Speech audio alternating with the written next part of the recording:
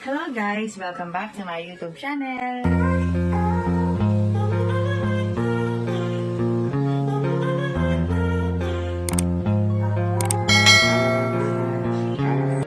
Hello guys! Update tayo sa game ngayon ng Choco Mucho versus Cherry Tigo.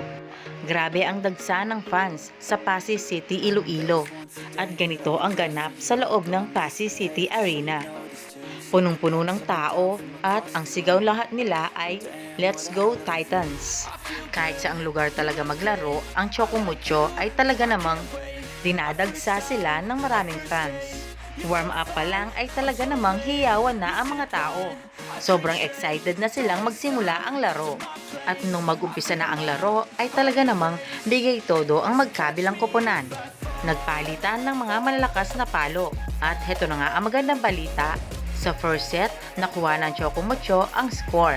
18 naman ang Cherry at 25 ang Choco. At sa second set naman, nasa Choco pa rin ang score.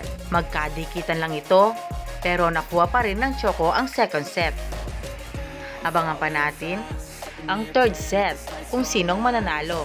Mag-update ako mamaya, kaya stay tuned ka lang.